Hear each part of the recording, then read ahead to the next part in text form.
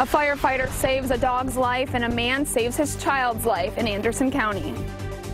State police are saying goodbye to one of their own for the third time this year. Police are looking for the driver who crashed in downtown Lexington, leaving a seriously injured woman behind. Tracking, alerting, protecting. This is WKYT News at 4:30. Good afternoon on this Friday. Sam, Dick, and Amber Philpott reporting. A fire in Anderson County has left a family of 9 homeless. The house on Alton Station Road burned last night. A man who lives in that home is being called a hero after pulling a child from the flames. WKYT's Monique Blair is in Anderson County and joins us now with the latest. It's our top story at 4:30. The man who owns this home went and broke out a side window after he saw that his home was engulfed in flames, all in an effort to save his son. That's a lot overwhelming. Toby McRoberts pulled up to his home around 5:45 Thursday evening and noticed smoke coming from his garage. And the only thing I could think of was my son. McRoberts' 18-year-old son was the only person inside at the time of the fire. And that's when I run back to the house, try to break the window out.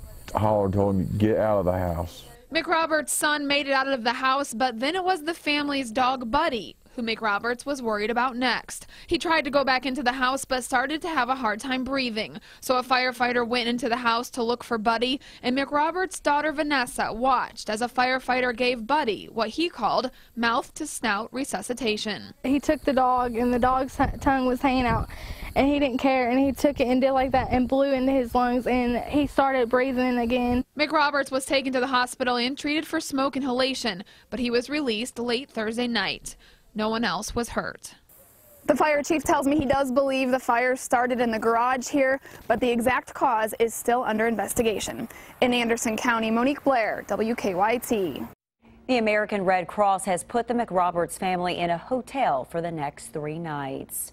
Friends, family, and law enforcement officials from across the country have gathered in Hardin County to pay their final respects today to a Kentucky State Police trooper murdered in the line of duty.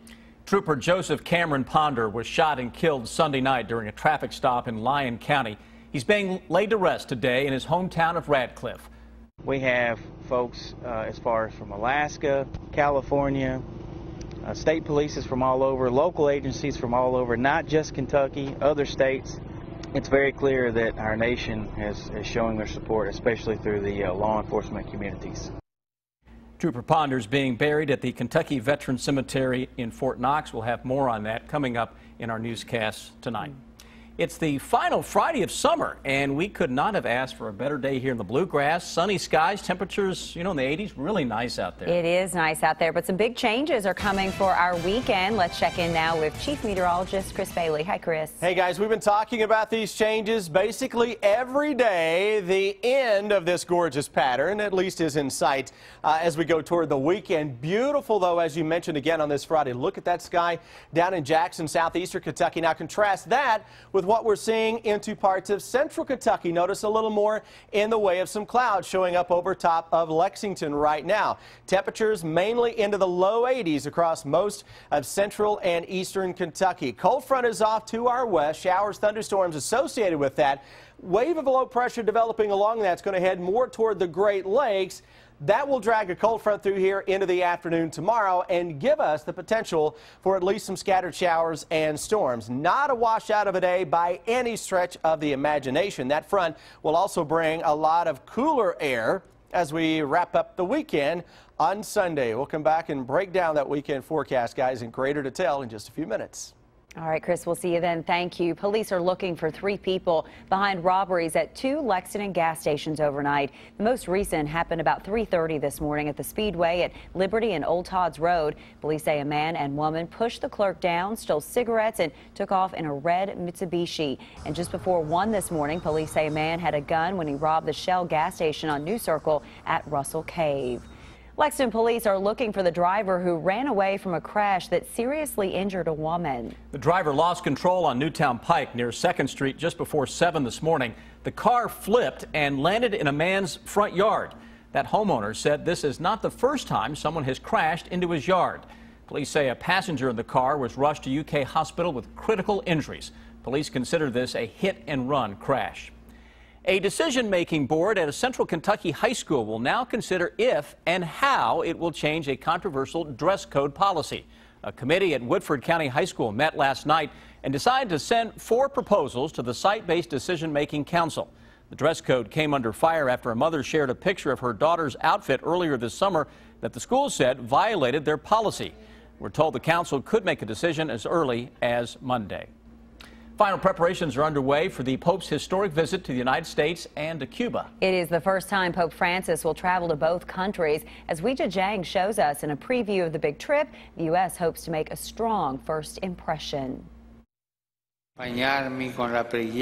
Pope Francis asked pilgrims in St. Peter's Square to pray for him during his upcoming trip to Cuba and the United States, what he calls a mission filled with great hope. This is a rock star Pope coming to a country that is immensely important for the Catholic Church. President and Mrs. Obama will greet the Pope at Joint Base Andrews when he arrives from Cuba Tuesday afternoon. He'll visit the White House and say Mass in front of thousands at the Basilica of the National Shrine of the Immaculate Conception on Wednesday. Kevin Dawson scored a ticket. I kind of jumped for joy. On Thursday, Pope Francis will become the first pope to ever address a joint session of Congress. And he's expected to greet a crowd of 50,000 here on the West Lawn of the Capitol. Senator Patrick Leahy is the most senior Catholic in Congress. I cannot think of another pope that would cause the excitement that this one.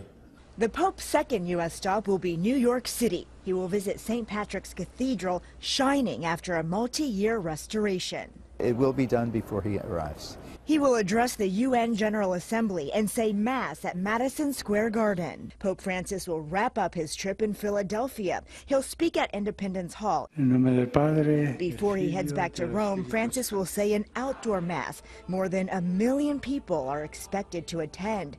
A fitting finale for a Pope so beloved around the world. Weijia Zhang, CBS News, Washington. Pope Francis will deliver only 4 of his 18 speeches in the U.S. in English using his native Spanish. For the rest, the 78-year-old is from Argentina. It's a way to collect pictures from your special day on social media. More on the wedding hashtag trend ahead after weather.